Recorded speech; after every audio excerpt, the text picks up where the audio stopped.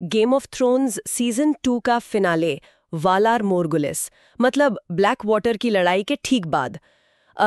ये एपिसोड कहानी को कई नई जगहों पर ले जाता है। हाँ बिल्कुल।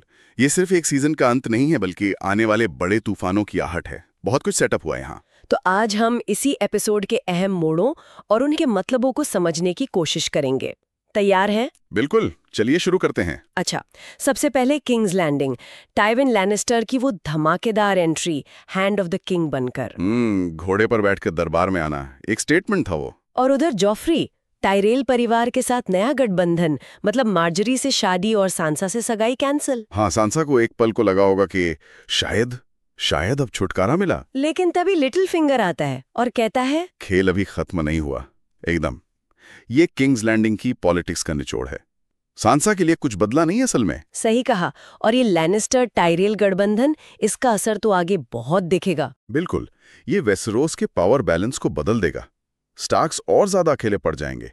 और इस सारे खेल में टिरियन, जिसने असल में शहर बचाया, उससे जैसे साइडलाइन कर दिया गया। हाँ, वो बेचारा घायल पड़ा है और सारा क्रेडिट उसके पिता ले गए, टाइविन। कितना अनफेयर लगता है ना।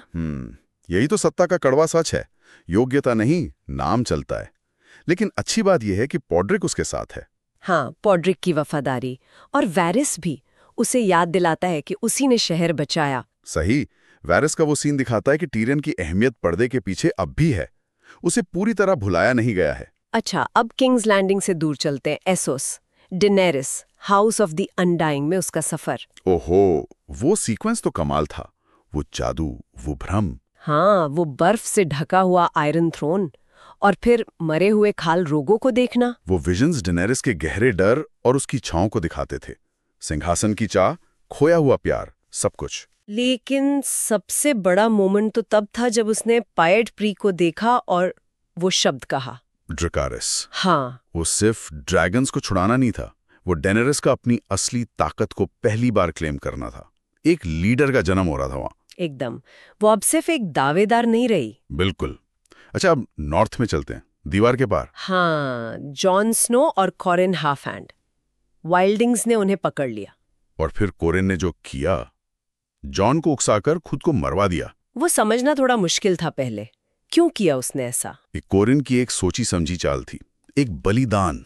उसने जॉन को वाइल्डिंग्स का भरोसा जीतने का मौका दिया। अच्छा, ताकि जॉन उनके बीच एक जासूस बन सके। बिल्कुल। ये जॉन के कैरेक्टर के लिए बहुत बड़ा टर्निंग पॉइंट है। उसे अपनी वफादारी और पहचान दोनों पर सवाल उठाने होंगे अब। और फिर है आर्या, वो हैरन हॉल से भाग निकली है।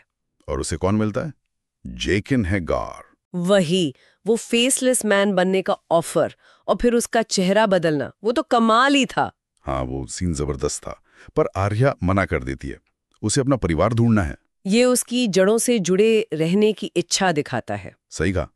लेकिन जेकिन उसे वो सिक्का और वो शब्द देता है, वैलर मोर्गलिस। सभी पुरुषों को मरना चाहिए। और आर्या का जवाब होता है वलार्धवा हेयर्स। सभी पुरुषों को सेवा करनी चाहिए। ये फेसलेस मैन और ब्रावोस की मिस्ट्री का दरवाजा खोलता है। आर्या का भविष्य अब और भी पेचीदा हो गया है। और फिर एपिसोड का अंत, सैमुअल टार्ली दीवार के उत्तर में। फुफ, वो सीन, 3 बार हॉर्न बजना। और फिर व्हाइट वॉकर्स की वो पूरी सेना, वो नजारा, रोंगटे खड़े हो गए थे। वो सिर्फ एक डरावना सीन नहीं था, वो एक तरह का ऐलान था। ऐलान? कैसा ऐलान? ये याद दिलाने के लिए कि किंग्स लैंडिंग में जो सिंहासन का खेल चल रहा है वो कितना छोटा है असली खतरे के सामने। हाँ, वो व्हाइट वॉकर जो सीधे सैम की आंखों में देखता है। बिल्कुल। वो कह रहा था, हम आ रहे हैं, असली जंग अब शुरू होगी। ये सिर्फ क्लिफहैंगर ने, ये पूरे शो का सेंट्रल कॉन्फ्लिक्ट है। तो कुल मिलाकर वैलर मोर्गुलिस ने सीजन 3 के लिए मंच तैयार कर दिया। किंग्स लैंडिंग में नई चालें, डेनारिस का संकल्प, जॉन का खतरनाक मिशन, आर्या का अनिश्चित रास्ता, और सबसे बढ़कर वो बर्फीला खतरा जो नॉर्थ से बढ़ रहा है। हाँ। और ये एपिसोड हमें एक सवाल के साथ छोड़ जाता है ना, कि वेस्टेरोस के लिए असली तबाही कौन लाएगा?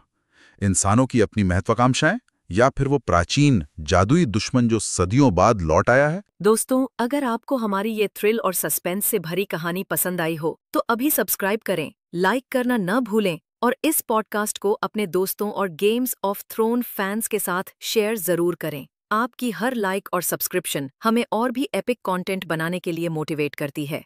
अगले एपिसोड में मिलेंगे एक नई साजिश और धमाकेदार ट्विस्ट के साथ। तब तक के लिए धन्यवाद, खुश रहिए और याद रखिए, विंटर इज कमिंग। जय हिंद।